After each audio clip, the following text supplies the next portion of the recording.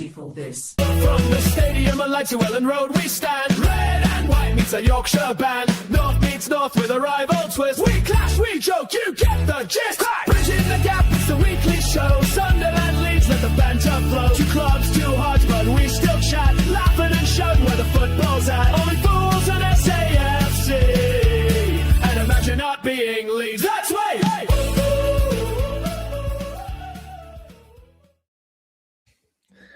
Well, hello, how are we getting on? So hope you're all right.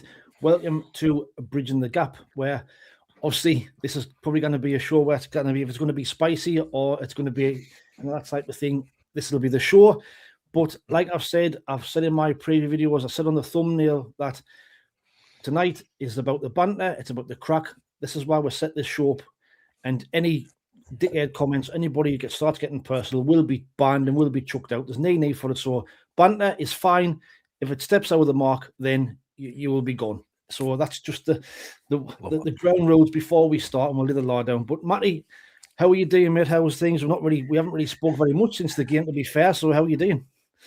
Yeah, I needed a couple of days just to sort of get the Mackhams out of my system, mate, because it's been a spicy affair online, and I know you've had it, your way from us lot, and my God, I've had it from that cesspool that they call TikTok. But yeah, it's been fun. You know, me and you think a lot of each other, so we've been in touch now for about a year, haven't we, mate? Since I started channel, we've done every sort of preview and review since we played each other. Done this show on a weekly basis, and it's built up to like an occasion, which were obviously the two promoted sides playing against each other, first time in Premier League in a fair while. And yeah, but it was a spicy sort of build up to it. It's been a bit spicy since, but now we're both looking forward to two huge games on New Year's Day. But we've got to get together, mate, check in with each other and speak about the game that was. But yeah, we have to. We have to. Like I say, I know, Twitter and TikTok can be a bit toxic. I'm just hoping the people that watch this show, obviously, we've had banter for weeks and weeks now, and let's just respectful, and we'll carry on as we have done. We'll have a look in the comments first before we crack on. So William Morrison, good evening, Mike, as in there's one of yours, Matty, I think. Yep. Stephen Martin, hello friends. Paul Armstrong, hi lads. Hope you are okay. We are now. Sean Healy, I am ready. Evening, Matty, and we're attempting to spread the love. That's what it's all about. We like to say we're Leeds and proud of it. SG, am I allowed to say that we have players that have You can say it all you want, may I? Say it all you want, SG. Sean Healy, Mike, you're usually spreading something else. Tam says, all right, lads, at some point, Matty is going to say we can't use AFCON as an excuse. After months of seeing, along with all of the Leeds fans, it would affect us. Don't let them get away with it. Well, I would never, Tam. I would never do such a thing, Tam. What are you on about? You don't know me at all. Sean Healy, I come in peace. Mike's back in there. I told you that in confidence, Healy. Aye, lads, Stephen Holly Shaw and Sean Healy's in there. Haha. Mike, so obviously, we'll get straight into the game at the weekend. Matt, so when you saw the lineup, and how you didn't have any changes, did you? But did your eyes light up? You know, we spoke before about the Dan Ballard DCL kind of battle, and then turns out Dan Ballard injured in training, took a kick against Brighton, and I think got another kick in training during the week. Sounds like he's going to be out for 4 to 5 weeks with an Achilles injury. So what was your thoughts when you saw our lineup, when you saw he wasn't playing? Yeah, well, I'm a torn, mate. So, obviously, it's all about the result. I want to go there and win. So, the weaker your side, the better.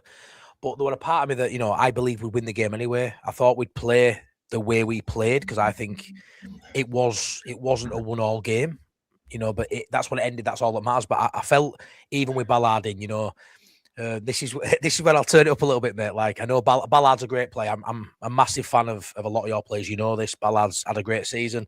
He's one of the players that has made the step up, but he isn't prime Paolo Maldini either. Do you know what I mean? Like, the way, but don't get me wrong, the way we speak about DCL is not prime R9 either. So I understand it goes both ways, and we are gassing him up, and the stats are backing it up. As a defender, as Ballard, you've got to look a bit deeper, delve a bit deeper to see his stats. He doesn't stand out as 6 goals and 7, does he, or whatever? So I kind of get that. But my eyes lit up. I won't lie that he were missing, but also with a part of me that just thought, that's another excuse now when we beat them today. So I was torn. Do you know what I mean? Because we could talk one about the AFCON, Ballard missing.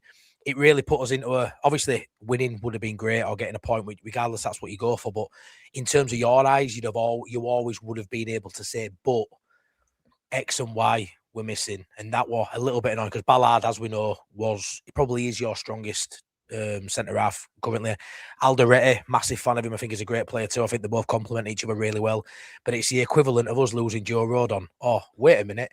That also happened for us. But yeah, I mean, before the game, my eyes lit up, mate. But then a little part of me thought, there's another excuse. But yeah, it's a squad game though. You know, you'll have games where you have injuries. But for you, I know for a fact going to the game, that'll have been a kick in guts for you guys, 100%. I know that. Right, it was a big shot and a big miss because you know he's been classed this season, being one of the ones who stepped up massively. And we now we've still got, like you say, Mukiele and Alderete here, but just the way we play, he's a big factor because he steps into midfield at times as well and carries the ball forward. So we'll take that out of the team. And I want you saying it's a squad game, but for us that was a big blow. But the way the game started, I thought we started decent. To be fair, I thought. Now we kind of showed it a bit of energy to start off with. I thought we got on the front foot. We tried to cause you a lot of problems, and I think we did cause you some problems in the first, part of the game. But interestingly enough, that comes on to the road on kind of tackle. Now I don't know whether you've seen Keith Hackett, the ex-referee, had this to say. So we'll skip the first bit, but earlier in the game, Rondon is brought down, shows how much he knows, to the ground by a reckless challenge. It's a nailed-on yellow card. Referee clearly requires some operational advice. Now, when you see it, I haven't got the video, but here, when you see that, I'll just take the thing off a bit. Yeah. That looks nasty. Now, I know... Well bad. The tackle itself, I thought the tackle was a good tackle, but the follow through, he kind of caught him on there. Now that looks nasty. So I don't know what your thoughts are. I mean, because that looks like a broken ankle for me. But the tackle itself, I thought was a fair tackle, but the aftermath of the follow through has kind of done that. So I think it's one of them. I think it's one of them, Wayne, where it's right on line. It didn't seem a reckless tackle. He wins the ball, and the way football is these days, especially when it happens to your player, you want some sort of action. But really, do you?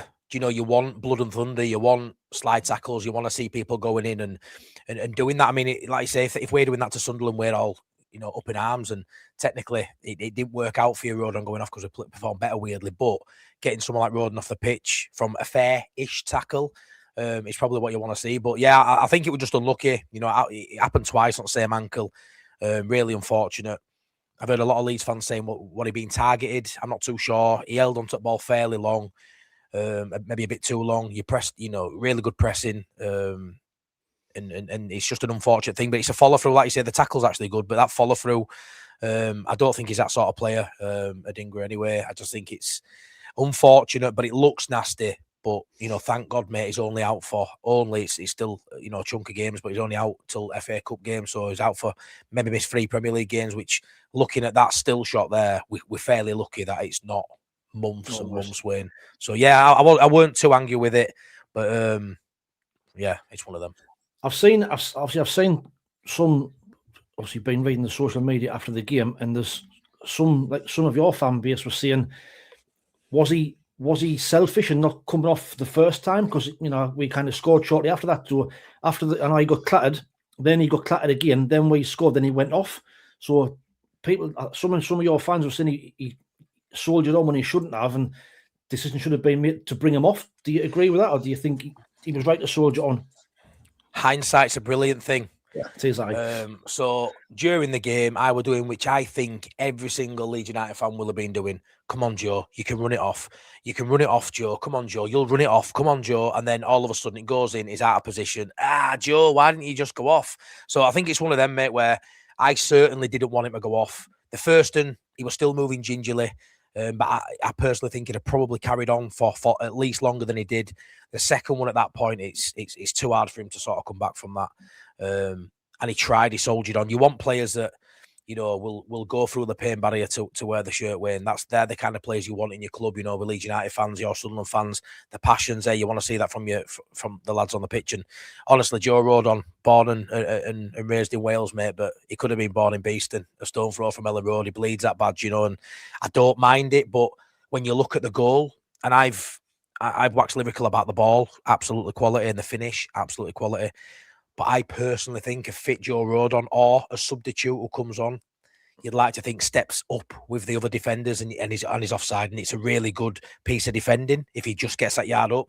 Or a fit Joe Rodon is quick enough to recover and block a dangerous shot. So I think it definitely impacted the goal 100%. The space were there, but you've got to use every advantage you can. The gap were there. Rodon was out of position, and Xhaka's quality, which we've waxed lyrical about all season, me included as a Leeds fan. The only major thing he did in the game, but it was a key moment, and he comes up trumps. And Adingra, a player I don't really rate, I haven't rated. I know you struggled at times with him. I thought he had a great game, and he puts the ball right where Perry can't. So it affected the goal. It was a massive part of the goal for you, mate. Aye, 100%. You would say he was struggling from the first challenge, and I was surprised he stayed as long as he did. But the goal, like you said, Xhaka, it's a great spot. A great spot from him, a great reverse ball. Great pass. And a great finish, to be fair. You're right about Adingra. He's not set the world on fire for me at all. But on Sunday was his 100% his best game for us. He grafted, he was taking people on, he looked lively. Especially first half was our best player by head and shoulders. And I was really, really impressed with him. I mean, the goal itself is a hell of a goal. It's a great strike. The only place he could put it where Perry probably wouldn't save it. So 100% his best performance. But then, like what Hackle's just been saying there, now he reckons that Robbie's chance where he was put through, he reckons that this is a penalty. He says the ball's gone, Perry's followed through, and it's a penalty. So at the time, none of our players were appealing for a penalty. I wasn't appealing for a penalty. Penalty never even crossed my mind. I was thinking, how's he missed that? To be fair. I think that's the biggest indicator for me. I've watched the highlights a couple of times. I rewatched the second half as well in full, and obviously watched the game live. And not one person appealed it. I haven't seen many people on. I've not seen one Sunderland fan, and I've had a lot of messages from Sunderland fans. I've not seen one person say we should have had a penalty, if I'm honest. So it's one of them. I think it'd have been very soft if they'd have given it. There probably is some sort of contact there. The ball has gone, but yeah, I mean, it was never really a discussion point during the game in the post analysis. So yeah, maybe Wayne, but for me, I've not had anyone really mention that since. So I'm a bit shocked it's even been mentioned by anyone really. It wasn't for me either. I just thought when I seen that by an ex-referee who's saying, a referee's kind of shite and has missed that, I think it was more a bad miss from him. He had no conviction at all to put the ball in the back of the net, and then obviously again straight after, mate, about a minute later. For me, the turning point of the game for me is, right on the stroke of half time, Adingra again, hell of a ball in the box, probably at the back post. For me, easy to miss. Has to score. Has to score. I don't understand, right? I've seen quite a few Leeds content creators as well saying big things about Brobby after the game, saying I thought it was a handful, I thought he was a good player. Honestly, I thought it was shite. I'd have Isidore up top every day at week with you. And I know that you watch him week in, week out, but I'm a massive Isidore fan. I like my ender. I don't get what Broby is. He's a big shit house. He can get him behind. He's got power. He's got pace. But for me, the first one, he scuffs his shot. He should have done better. The header, it's an open goal. It's a great ball by a ding. It's a great counter-attack. And, I've seen a lot of people say you could have been 3-0 up. Well, it'd have been 2 because the other one wouldn't have happened if one of them went in. Do you know what I mean? Right. Like with the time. But you should have been 2 up. And I think that would have flattered you at half time. I don't think we were great in the first half, but I don't think it would have 2-0 first half to you at all. But you should have been 2-0 up. And then at that point, it's probably his game over. But I don't think Brobby covered himself in glory at all that game. And I'm surprised anyone's bigged him up as having a good game. No, he's what I think why he's playing is because he can hold the ball up, and he's better at holding the ball up than Isidore. That's why I think he's in the side. Allows us to get out. But for me, that 100% is a turning point in the game. If he scores that, it's 2-0, and I don't see you as getting back into the game. That's fair. As well as you played second half, I just didn't see you getting back in the game from 2-0 down. But the signs were there, all through the game that you were a threat. Trey Hume on line, mate, in the first half. That first half clearance online, we went direct at times. See, I thought us at first half when we had more at ball, we had more touching the opposition box, pretty much every key stat, more passes, but we didn't play with tempo. We played side to side, and going back quite a bit. But when we did go forward, we had some great chances. We had Okafor, he dropped him in the box, and it was a good header by one of our defenders, might be Mikel Early, who headed it over for a corner. That one on target, that could have been a goal. But the main one was the long ball to DCL. He does a great sort of touch on the volley, falls to Aronson, cuts into his left, hard and low. Great finish, to be fair, by Aronson, beats Roof, and Trey Hume comes in and makes an absolute, worldy clearance on line. And that there's as good as a goal, because that's it. It's beating the goalkeeper. It's about to go in, and 1-1. Probably we kick on then and win that game if that goes. And, if it ends 1-1 at half time, I think we win that game. Obviously, logic says we do, but I think, it could have been a couple more goals in second half. But yeah, like I say, first half were fairly level, but you probably had a couple of bigger chances than us based on the ones that probably missed. But yeah, and then second half we took it up a gear or two, maybe several gears, and I thought for 35 minutes max, because I think last 10-12 minutes you sort of, we were not hanging on, but you sort of did what home side should be doing and stick it on us a little bit. But I thought that next 30-35 minutes that second half, mate, were as good as we've played. To be fair, we played well at times this season. That were right up there, especially away from home. I thought we were unplayable for half an hour, and unfortunately we just couldn't get that goal. I agree. I see. I know when we spoke after, and you were saying you battered us. I think second half, I'd totally agree. Second half, you was probably, other than Arsenal, the second best team we've seen at the stadium like this season. And how you didn't win the game, I didn't know, because, your goal, I don't know what the fucking hell our left back's doing. So our left back is fucking pressing your centre half. Yeah. Like,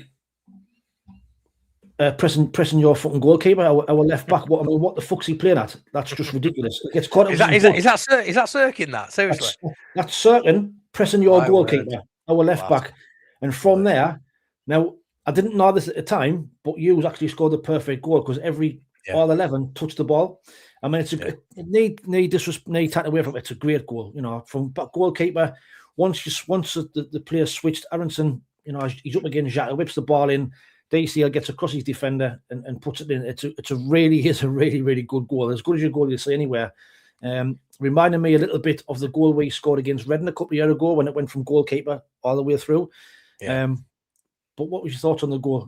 From when you're obviously in the stadium, you would say, I didn't realise at the time how it came about, but when I saw it afterwards and saw this, you watched it on the stream, didn't you? So yeah, same as me, mate. I didn't realise that every single player in the moment had touched the ball.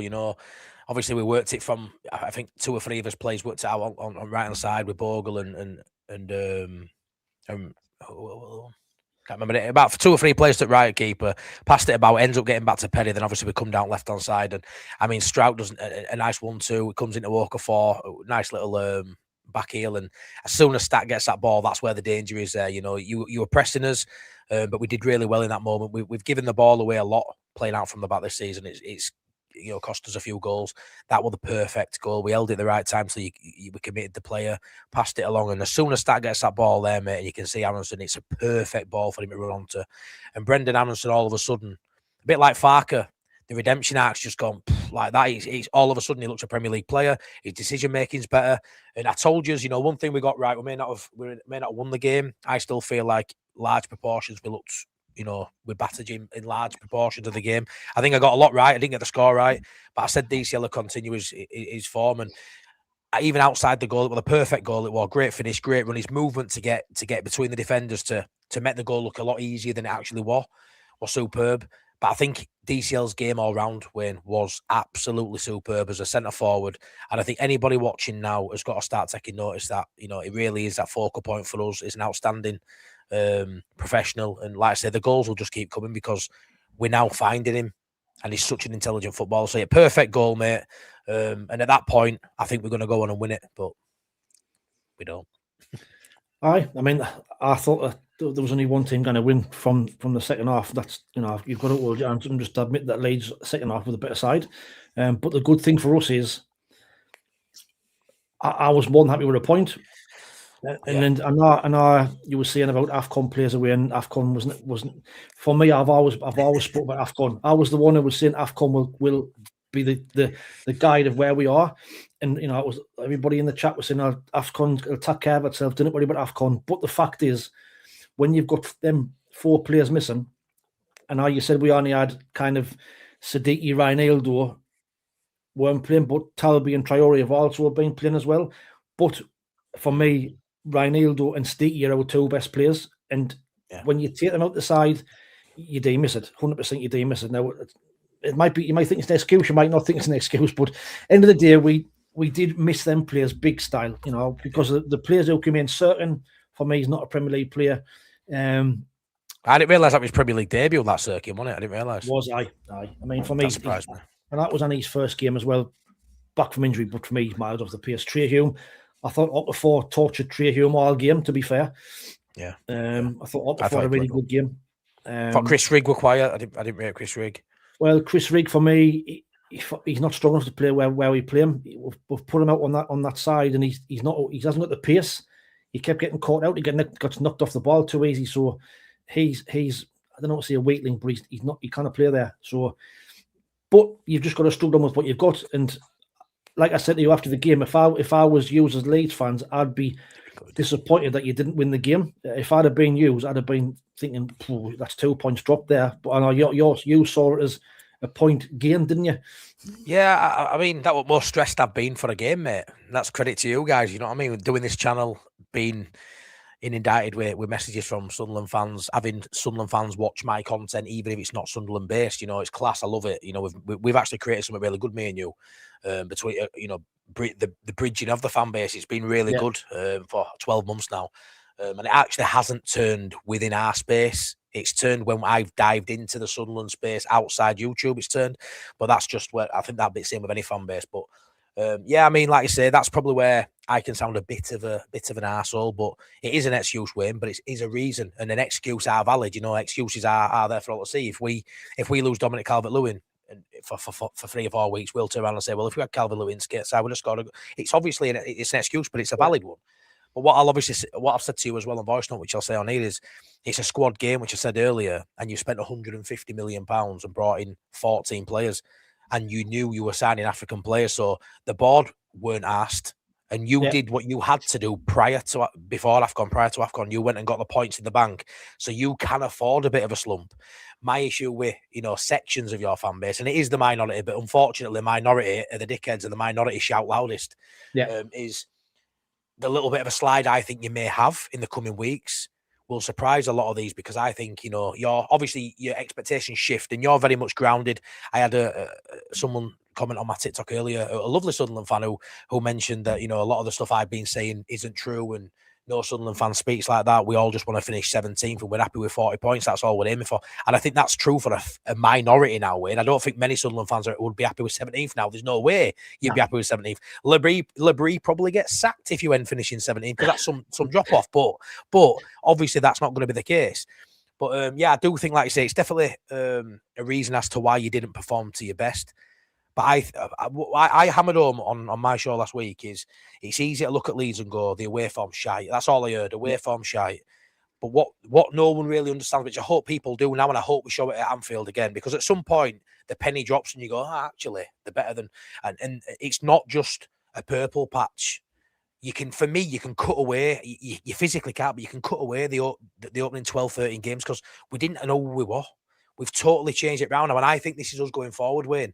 I do think if the season started tomorrow, I'd back us to finish higher than you, and I know that sounds ridiculous, but I'm pumped by what I see by my team, and you are too, and that's where we butted heads a little bit as a fan base. It's not cockiness, it's just belief in what you're seeing, and you watch Sunderland every week, and now it's Leeds every week, and it feels bigger, you know, it feels better than it has done, so that's where we butted heads a little bit, but definitely an excuse, but a valid one. And Ellen Road will get to see, hopefully, a full-strength Sunderland side against a full-strength Leeds side, and obviously I'll back us to win that one. But yeah, we've got your number. You haven't beat Farke yet, Labrie, has he? No, that's 3 games now. I mean, there's 37 people watching, so if you didn't mind, hit that like button as well, and we'll try and get a few likes before the end of the stream. But just to go back to when Rodon went off, when I saw Tanaka come on, I thought that you were playing in our hands, to be fair. And I thought when going back that back four to what you've been struggled with, I thought, oh, we've got a good chance here now. But actually, it proved the complete opposite. Tanaka, for me, changed the game when he came on. His energy in midfield was we couldn't cope. £3.5 million he cost us, mate, is way above that, you know. But yeah, I mean, we were worried. The problem for Leeds is, you know, the recruitment's actually been better than a lot of people thought, and I think we're seeing the best of it now playing a certain system. The three at the back and the two up top works for us, Wayne. Going to a back four when you've got Bornau, who we brought in, a centre half who can play in a back three, has done in Germany, paid £5 million, so not a star by any means, but he's got to be thinking in that moment he's coming on for Rodon, and all you're doing is swapping like for like. The fact that they went to a four, Biol usually looks really poor in a back four. He has done since he's come back. Coming to fold, he's only looked good in a back three. So weirdly, it worked. I think part of that as well is you won't have done any training, any planning for Leeds playing with four at the back. Similar to when we had the big change at City, when we switched it from 4 to 5 at the back or 3 at the back, whichever way you look at it. And they had to come up with some dirty tactics to sort of get messages out to combat it. I think it took you a while after that to get to grips with it. And I think come the last 10, 15 minutes, you sort of got, you know, sort of got into your groove a little bit and knew how to combat it. But for 30, 35 minutes, it worked a treat for us.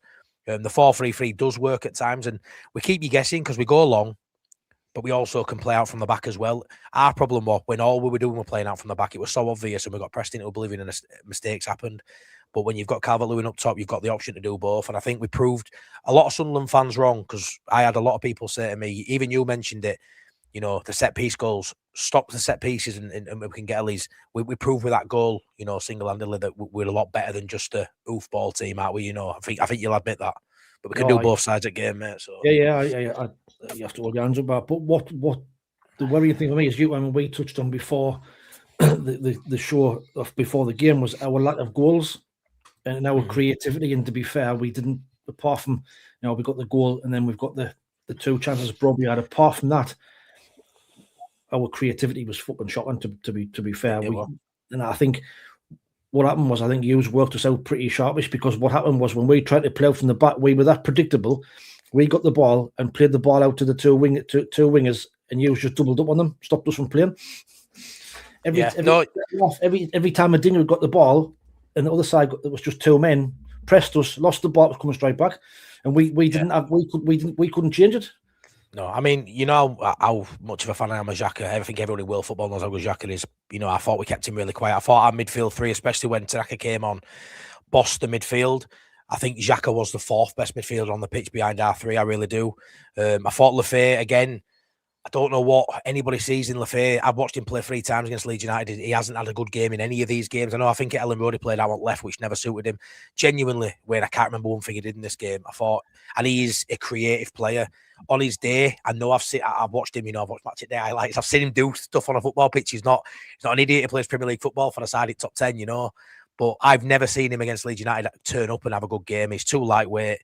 And, you know, I think Stack and Ampadu in particular bullied you boys, and then it allowed Tanaka to play. Yeah, but again, you know, you've waxed lyrical as well about Stack in particular. Stack and Tanaka, you're a big fan of personally, and I thought Ampadu played really well. Bearing in mind, Ampadu's been on a yellow card for about 6 games now, 1 yellow card away from suspension.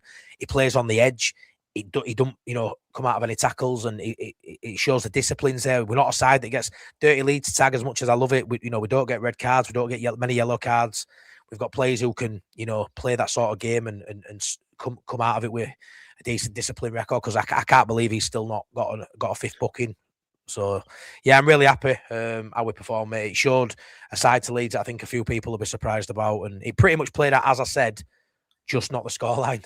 Well, the result, I was disappointed with the way we it all just felt a bit flat from my perspective. I thought even the atmosphere from us was a little bit flat as well, which I was really surprised about, the way we have been at one this season. But I don't know, it was a strange one. But credit to you, that, you know, I think that's just credit to the way you played. The atmosphere were poor, apparently.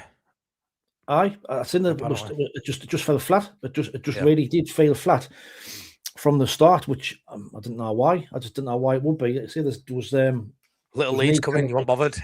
Well, what you were thinking.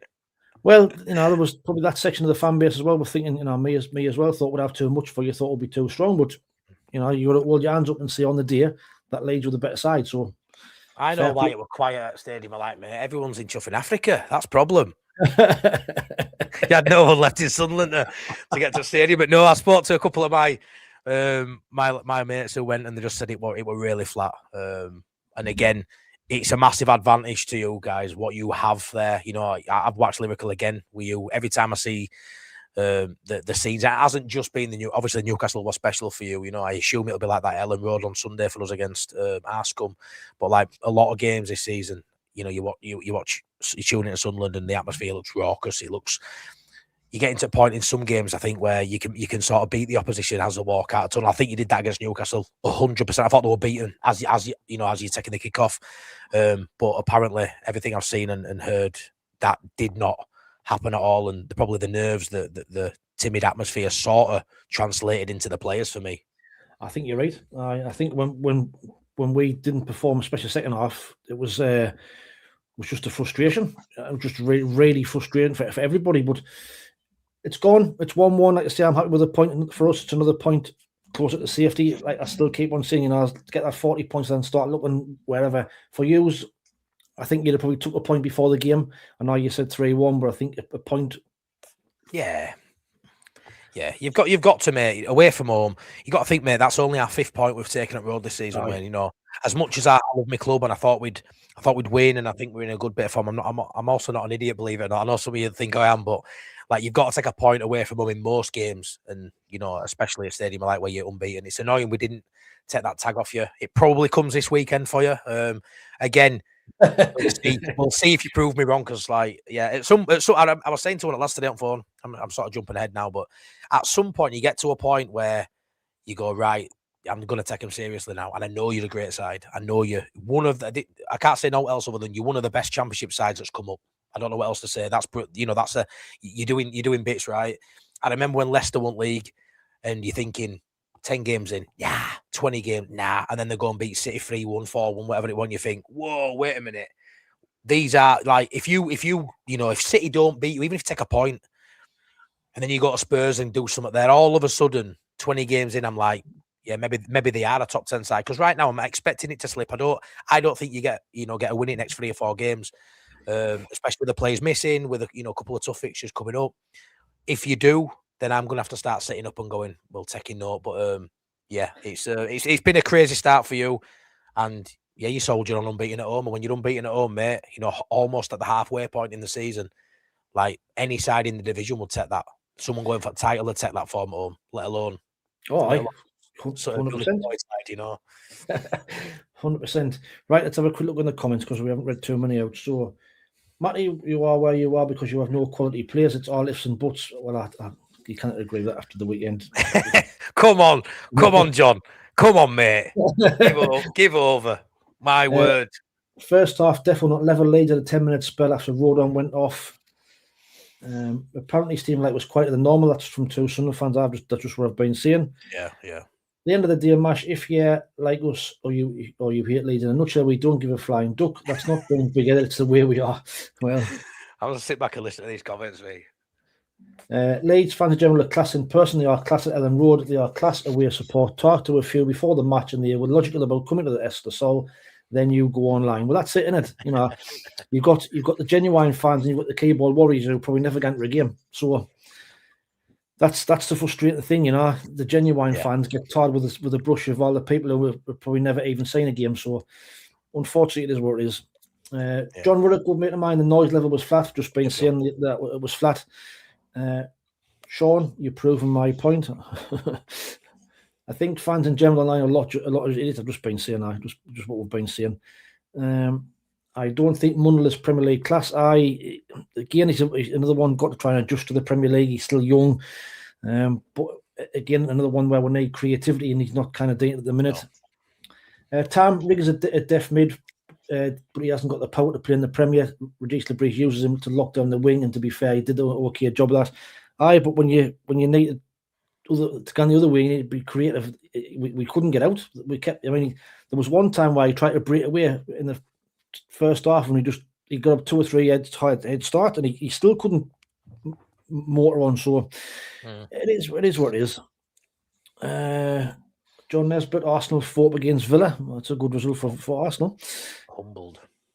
You're all right, Matty. There have been some absolute idiot Sunderland fans recently absolutely staking some of our players for the slightest thing they did wrong, but ignored the positives. What else we've got in here? Leeds are one DCL AC away of playing with the bottom 5, and we all know how reliable he is. Well, until that happens, then Yeah, but we are currently a bottom 5 side, so regardless. But yeah, one man don't make a team, but DCL getting losing now would definitely be a cause for concern. But I don't know when people are going to start stop talking about DCL's injury record when he's fit. You listen to him talk. He's past all his injuries. He's 28. Keep saying he's not a 33-year-old. Callum Wilson who's been injured and back end of his career. He's technically going into his prime. In terms of 28-year-old striker, fit and healthy, and he's banging goals in. But that tag will remain until the season ends. Unfortunately, we'll have to listen to that all season. If he plays all year, gets 15 goals, he can go into next season. It won't be talked about. Well, that's it. And maybe his injury problems are behind him. He didn't know. It's but it's the reason he's at Leeds as well, Wayne. So as annoying as it is, it's a good job he's got those injury concerns. Because guess what? If he didn't have those injury concerns, he wouldn't be at Everton. He wouldn't be at Leeds. He'd be way up the fucking table. So I'm actually glad he's got these wins. So we can take it as much as I want to give it, really, because we wouldn't have him otherwise.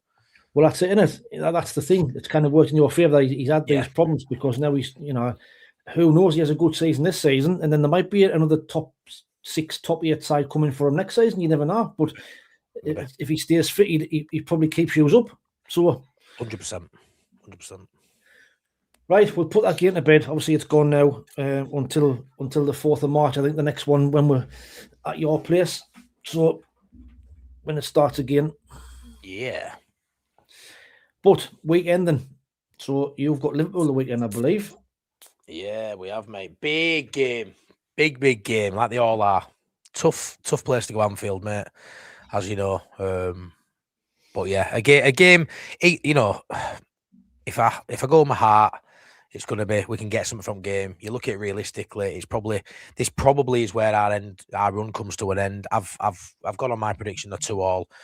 I think we'll score. They've only kept 1 clean sheet in 6 of Liverpool. And my favourite sort of bit of information looking into it, my favourite stat is we've scored 12 goals from set pieces, which, as I said earlier, brilliant. They've conceded 12 from set pieces too. So I think there's a goal at least in it for us. We're definitely going to concede. That's a fact. That's 15 games in a row with no clean sheet. But yeah, so I'm expecting goals. It's always an exciting game. Leeds Liverpool. I'd presume as a neutral, you'll get your enjoyment from it. You'll get your money's worth from your Sky package. That's for sure. You always do Leeds Liverpool. 4 threes and 3 alls. But it looks a tough run of games. Similar to what I said to you, we can come through those 3 games and still. I don't expect to go unbeaten. I don't expect. You can't expect that to stretch it to 8 games with those being as fixtures. But if we can show the same momentum and go to Liverpool and do a good account of ourselves like we did at Man City, I think we can beat Man United at home. So that's where my head's at, Wayne. Let's go into Liverpool game, give a good account of ourselves. If they're slightly off it, we can get a draw there for me. It's not out of realms of possibility. But keep that momentum going, and performance and energy levels up, because that one on 4th is the one that all Leeds fans want. It's exactly like you felt against Newcastle. That is the one that we're gunning for. So I think 4 points is achievable. But I don't mind if we don't get out against Liverpool as long as we stuff them on 4th. Well, I mean, they've just fucking drew with Wolves tonight. They've given Wolves another point. Absolutely fucking shite. Have they drawn? Ones each. Wow. I said it was 1-1 before we come on, but yeah, that's shocking. That at home as well. Wow. Terrible. Get in. Come on. So I mean, Liverpool. I mean, obviously Rodon is out. So do you think he'll stick with that back 4? Do you think he might bring the centre half in, or which way do you think a back 4 at Liverpool probably dangerous, but it's hard because the back 4's worked, hasn't it? The back 4. We changed it against Liverpool at home, and from the 3-5-2, we changed formation and it worked. Obviously, going to a back 4 worked against you. I don't know if it's just in game where you're not sort of expecting it's going to work better, but I would like to see us play a 3-5-2, stick with the 3 centre halves, My choice would be bring James Justin in. He played in a back three at Leicester. He's got an England cap. He's a decent player. He's James Justin. He's one of those, as a backup, I think he's sound for Premier League level. He's got the physicality, but he's also got the speed. And you're losing Rodon. He's rapid for a centre half. And next to Biol, he's great at reading game and he's solid. He's been great. He runs in treacle a little bit. His pace isn't his best attribute. So I think having James Justin over a bar now, who's not really been fancied, I think that's what I would go with.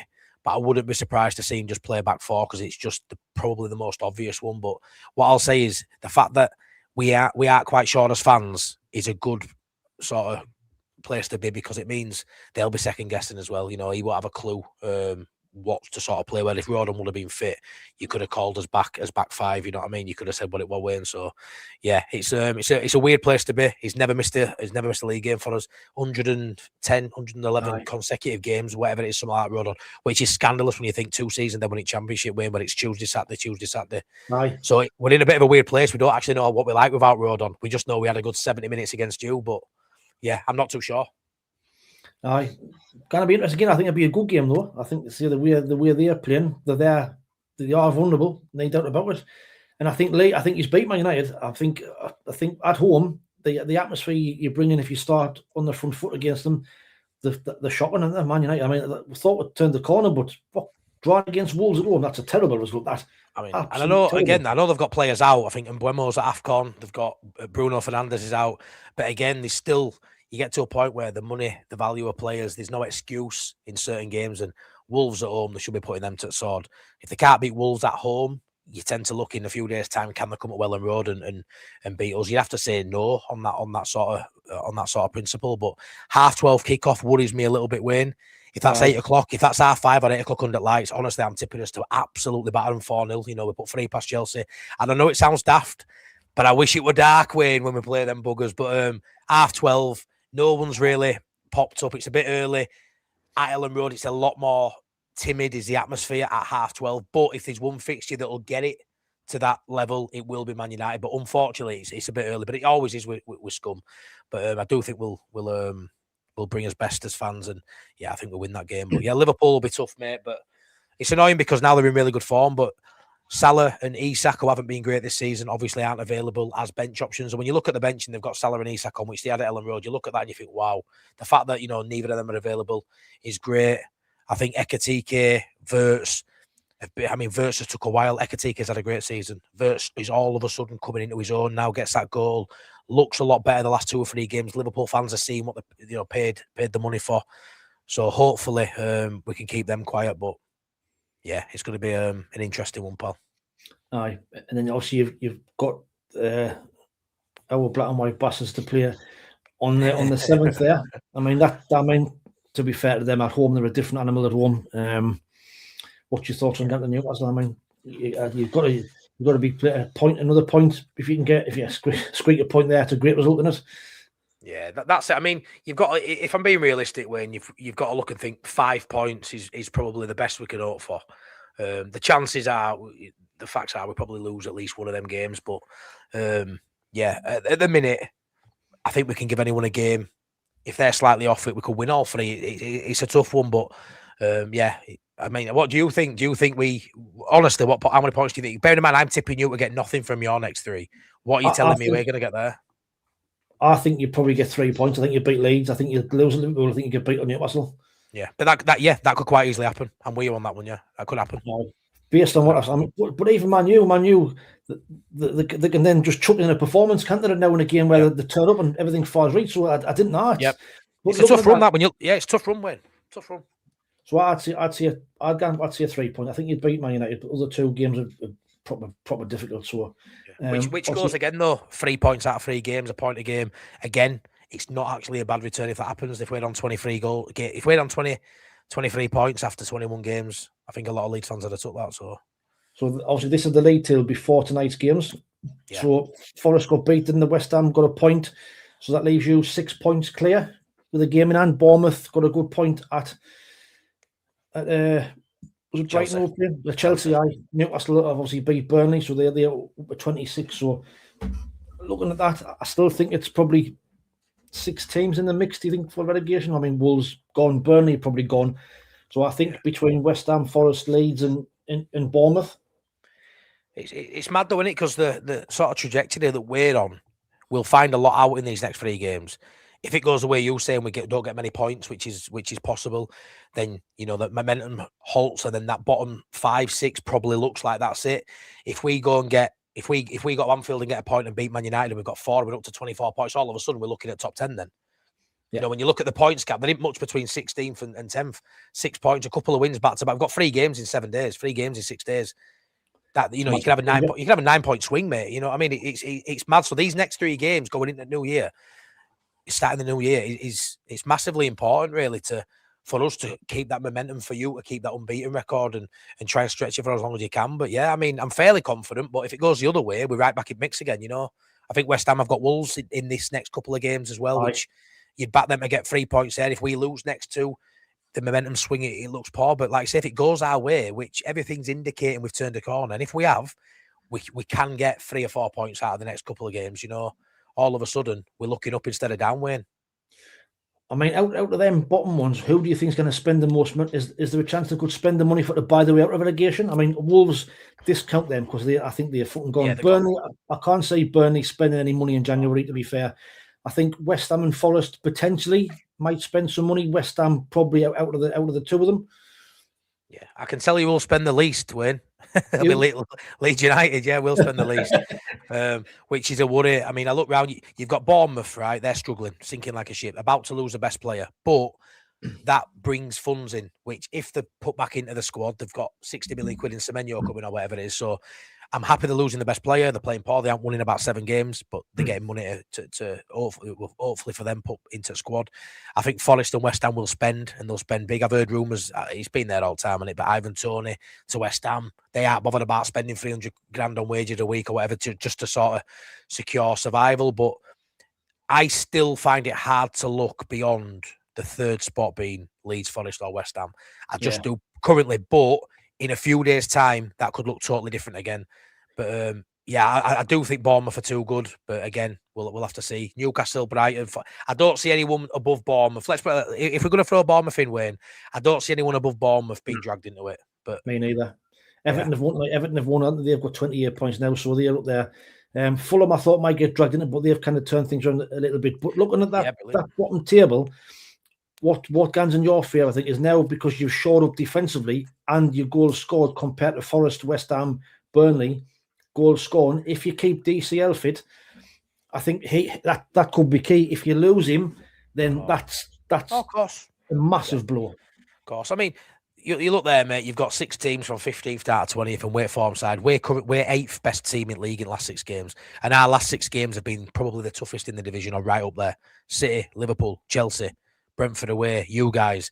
Our last 6 games, we've played the top 9 sides. They've all been in the top 9, Wayne, and we're 8th in the form table. That doesn't scream relegation form to me. And I know form's temporary, but I think this is going to stretch beyond temporary, and we're going to look a bit of a permanent fixture.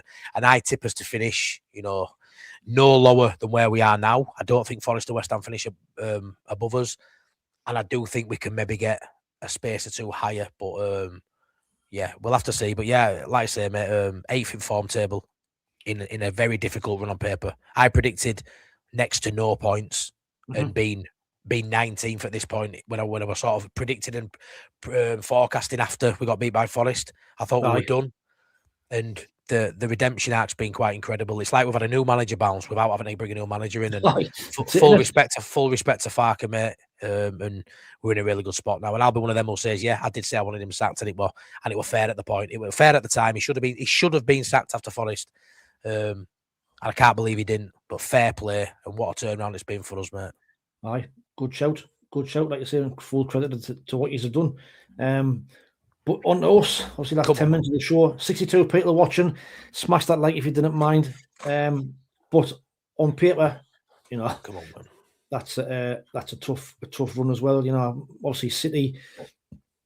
Very tough. I'm not expecting to get anything. I think probably our unbeaten run guns on Thursday, if I'm honest. But you've just got to hope you catch them on an off day. We have a kind of bounce back from that flat performance on Sunday.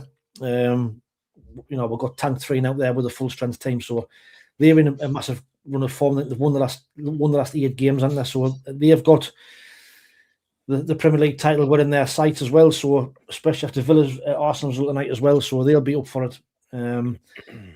Difficult game. Tottenham at home is a one. The way they have been playing, you know, if the Tottenham turns up the way they have been, we've got a chance of getting something out of that game. Brentford again, they're a good side at home, but they're one of them where you might possibly get something out of.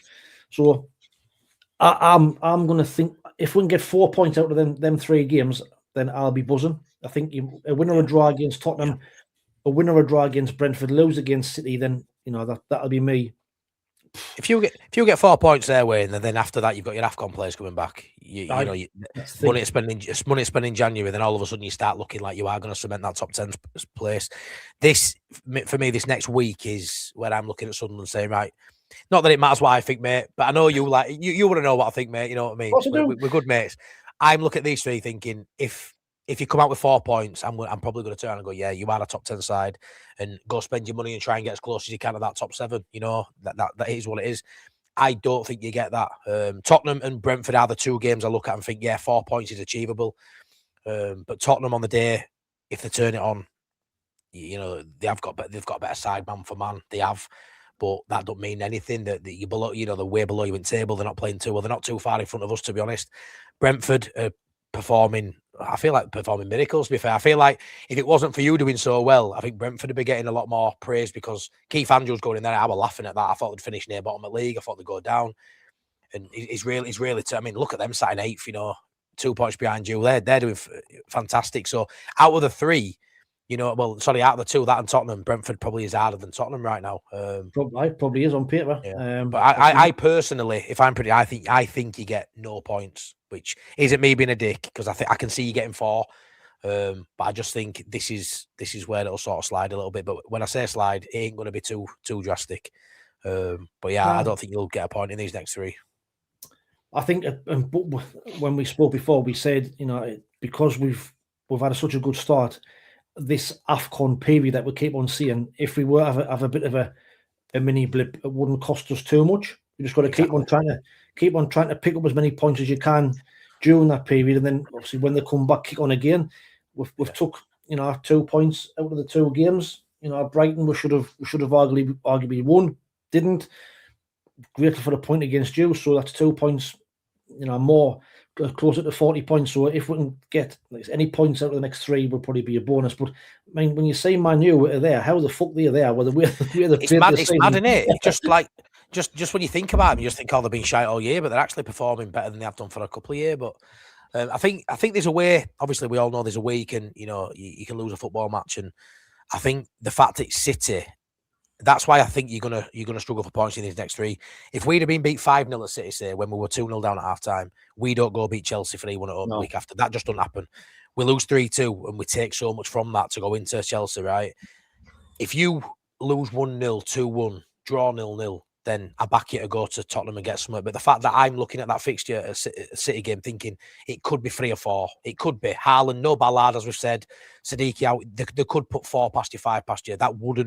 That's not ridiculous. If that happens, that's then when I look at Tottenham and go, you've got to really pick yourself up here. Can you go again? And can you go again? So I think the result against City in the performance will show a lot for me to sort of project what you're going to get into after that. But yeah, we'll see. But on that graphic, like we've just been saying, what worries me is this 20 goals for compared to the other teams in the top 7 scoring goals, and you know, having a good defensive record will only get you so far. When you stop scoring goals and you even conceding, you find it hard to get back in the games, and that's the worrying thing for me now, is that we haven't got the creativity and we've stopped scoring goals. Isidore's not scored in the last 9 games. Bobby's got 2 since he came. Other than that, we didn't look a threat. I mean, you saw on Sunday, we didn't look a threat other than them 2 or 3 probably like half chances with it. Bobby's chance that Adingra's was a great goal. Apart from that, we never carved out any clear-cut opportunities. And that's a worry. Yeah, for me, you've not got that finesse. A little bit like us, you haven't really got the X factor, absolute star quality baller. You know, you've got Xhaka, but he's not your sort of flair sort of flair play. You know, that number 10, I look at a side like you've got Lefebvre, but I don't rate him personally. And your wingers haven't been great this season, really. Haven't done what for the money you spent, they haven't been brilliant. I think Talby's shown he's probably been your best. I think Adingra looks like it could be an absolute quality player for you going forward if he can bring those levels. And obviously your strikers, I think you've sort of played around with your strikers a few too many times. You know, Isidore's had a couple of games and then Brobby's come in, and you know, I think you need to stick with a 9 like we did with DCL when he went 4 or 5 games without a goal. Stick with a forward, and when you get Talby back, stick with Adingra and Talby maybe on wings, and try and build that continuity, because I feel like you've shifted side around a little bit in terms of that attacking free, and they probably haven't had the continuity to build anything. I might be wrong with that, but just sort of as someone looking from the outside in. But yeah, I do think in attacking capacity, I look at your 2 wingers, your striker, and bar Isidore. I wouldn't, not saying Leeds are better, but I wouldn't want to sign Adingra, Talby, or Broby, you know, for Leeds. Yeah. But you look at your defence, you look at your midfield, and you know, Siddiqui, Xhaka, Ballard. There's a fair few sides like us will be looking at. But I think, yeah, the fact you've got money, best thing for you, Wayne, is you can rectify that in the window. That's what you've got to look forward to. That's the thing, though. But you know what, Matty, trying to find a striker, it's like Rocky or shite, you know. You've got to spend millions to get a top quality striker. And that's just my worry at this moment in time. I thought Broby and Isidore would get goals if they were given the chances, but Broby missed 2 good chances at the weekend, and it's. But we didn't get them in the game enough. It's the creativity we're lacking, and I'm hoping when Diarra comes back from AFCON and he's fully fit, because I've only seen him for 3 or 4 games before he got injured. I'm hoping he can be that player who drives into the box and make things happen. Because without that, like you say, Lefebvre for me is too lightweight. He dwells on the ball too long. Gets caught a couple of times on Sunday. He got caught out by holding to the ball too much. Got bullied off the ball. So that's my worry. Is the goal scoring. You kind of keep going through the season winning games 1-0 because it just doesn't happen in the Premier League. So unless you catch up with you eventually. Yeah. Well, we've got to address that in January, but let's hope we'll get where we are. Let's have a look. We'll find look with the comments before I start some comments earlier. It's been a bit too nice, hasn't it? It's been a little bit too nice. Well, there's been a bit of fighting in the comments, but I've just not put them on because it's been a bit like a kids' playground in the comments. Handbags. Aye. We need to get a striker brought in. I totally agree, John. Not many clubs would take this lot out and still get a point in the Premier League. Ronaldo, Siddiqui, Traore, Ballard, Talby. If Leeds lost DCL, they will be snookered. They would look like us up front. Well, I think you just said that. If you lose DCL, then similar type of scenario, you struggle, didn't you? Massive worry. Matty, I'm relieved I don't have to drop my bottoms in the White Rose Centre. Anyway, there was not 10 more minutes. Your players were dead on their feet. Your team played some decent football. Definitely. John Ricks is another bad ref for City of Jared Gillett, our referee at the weekend. He's a pile of shite, right? I agree. SJ3000 says, why don't we play Mundle instead of Rig? Well, I didn't know. Regis Lebris seems to like playing Chris Rig there. Me personally would like to see Mienda and Isidore from the left, but unfortunately, we're not the manager. I think someone need to go in for Oscar Bob based on Matty's analysis video. I've seen us and our users have been linked with him. I think we've loosely been linked with him. I think he'd be a cracking sign. It looks like he might be going to Dortmund. Or is he? Maybe, yeah. Dortmund are in talks. Fabrizio dropped the bomber earlier, but he did say other clubs are in talks as well. So yeah, we'll see. You see the links to DNR about Brennan Johnson being linked and all, and the Palace have apparently agreed to you. No, Palace have apparently agreed a fee, 35 million, but apparently we've jumped in. I wouldn't have me. I don't rate them. Oh, mate, I do. I had a conversation in our group chat earlier. Yeah, my mate Adam, who would do late night Leeds with AG, is a Southerner, and he's like, "Oh, he's shy. All my Spurs mates say he's shy." Go on Transfermarkt and look. I think he got 14 goals last season and 7 assists. He got something like 22 G&A in 35 Premier League games. He isn't playing great this season, but tell me a Tottenham player that is. So Brennan Johnson, if I had money, I'd pay 35 million quid and have him at Leeds 100%. Yeah, genuinely, I think he's a great player. My opinion. Maybe I just haven't seen enough, because for me, I don't think he's any better than Adingra. I didn't think, from what I've seen, I mean, maybe he just haven't seen enough, but I didn't realise he had them kind of stats. But for me, 35 million seems a lot of money, but he's one of them. I suppose he could change his season, I suppose. But so he's the one. it says Palace have agreed a fee, but there's other clubs. It's up to him where he wants to go. Other clubs have kind of jumped in with the offers. We've been linked with Ruben Vargas as the one we've been linked with and all. A winger. Yeah, you'll probably get him and all, won't you, mate? You know what I mean? Fucking hell. Yeah. Oh, God. There's that Roma centre forward and all the Ukrainian lad. He's been linked as well. Do or something. So there's a few players being bandied about, but we're all going to be linked with the same players, mate. Like we need a right winger who can play as a 10. We potentially need backup striker. So they're two positions that I know a few people in your chat saying you don't need a striker, but I think you probably do. That's two positions there that we probably both could be vying for a similar sort of player, and just like we were all summer. Unfortunately, you pipped us to a few of them, mate. Aye. There's a bold statement, John Ruddock. We will beat City 2-1. I'm going to frame that. I hope you're right. Thing is, if you do, mate, if you've called that, then fair fucking play, John. Honestly, if that comes off, mate, I'm getting fucking lottery numbers off you, because that is, yeah. And you know what it is? You should, as annoying as some of you people have been, you fans have been, you've really got me tits, you have. And there has been a lot of people said, oh, you know, we all content creators at Sunderland have said 40 points. Yeah, but content creators at Sunderland's about 10 people. Like, I'm on about the fan base. Like, the majority, I would say 50% of your fan base think you can get Europe. And you probably think you can get Europe. I'm not saying you will, but you probably can, right? So it's not a case of staying up no more. But I tell you what, if you go and beat City, mate, then I'll be fucking right there. I'll get a passport. I'll come with you, mate, on a week. Fuck it. We'll go to our end of fucking Azerbaijan together, Wayne. I'll come with you with crack me. I'm even bothered. Honestly, it's one of them. But yeah, fair fucking play, mate.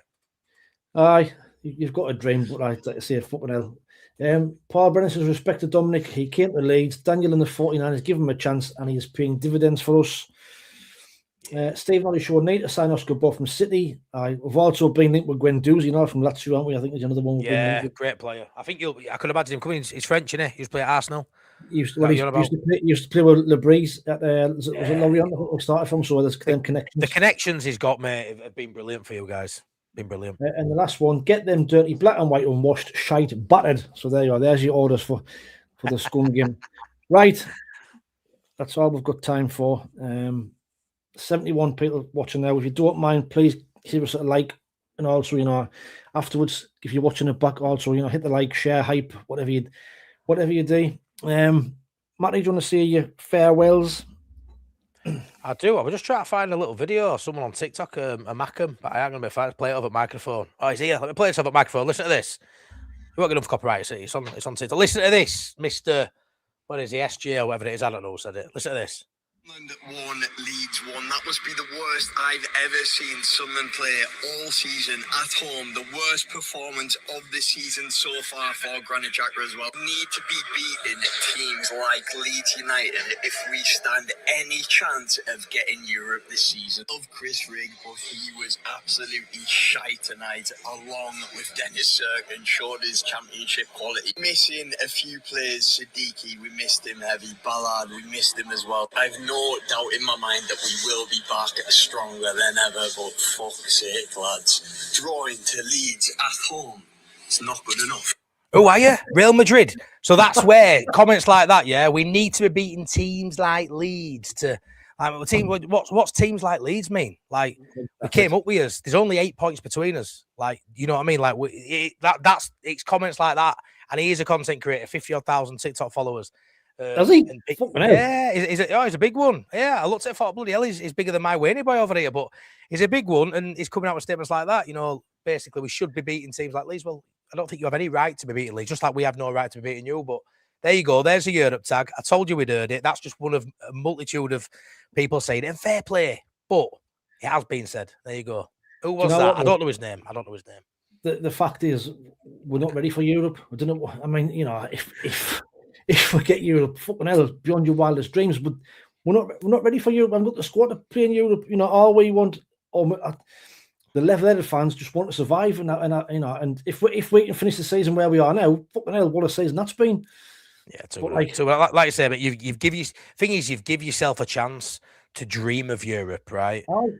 It's not a case of you've got any right to be there, but you are on the cusp. But it's still half a season to go. So yeah, exactly. Just what I'd say is I had to on that high horse, but I've got a lot of people in my group chat saying, you know, come off your high horse, you know, stop being so cocky. And I know there's people here going, well, I'm bloody cocky, I'd take 17th. I get that, but there is some fans out there, but there's also dickhead Leeds fans. So we'll agree to disagree on that. But I tell you what, smash a like on this video. I love waiting a bit. This has been a lot nicer than I expected. But we love bridging. We love bridging the gap, and we've, you know, let's be fair. A couple of weeks ago, you bridged it. We were nowhere near. We're both bridging the gap, and the banter aside, we could put our game aside, and we could all look ahead to our game in March. But it's great to see two sides that have been more of an EFL side than an EPL side for last decade. We've been out of Premier League for a while, come back, didn't work out, you're back up, and we're sticking it to the man. You know, you're going to Chelsea and beating them. We're having Chelsea home and winning. We got to Anfield with optimism that we can get a result. You know, you've done it in so many decent games this season. Sides games you shouldn't be getting out in. It's great to see. We said from the off, mate, we just want to stay up, both of us. Exactly. As we go into 2026 win, we both look like we're going to achieve that, or we both give ourselves a chance to achieve that. So really, we're in a great fucking spot.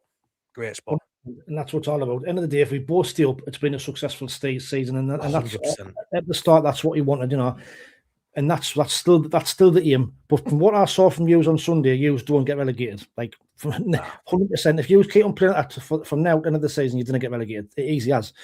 But that's it. Like I said, smash a like, share, subscribe. I've done my preview video for City as well, so I'll give that a watch as well. Is it going to be morbid, Wayne? Is it worth telling anyone about it? Is it going to be morbid? No, it's not morbid. I've took us to get a draw, so it's not morbid. It's just, you know, Good lad. Trying to be as honest as possible with trying to be as positive as I can. But great balance. You always bring great balance. Always. Try my best, mate. Try and be as level-headed as need be, as I can. But this will be the last one of the year, so happy New Year to everybody. Thanks everybody who's watched, liked, subscribed to both channels. Gone across to Matty's channel, give him a subscribe as well. He's on the way to 5,000 himself, not far away. He's flying up. So great channel, great content. Until after the year, happy New Year, and we'll catch you later. Happy New Year. See you all later. Take care. Sunderland's where we live and fight with pride.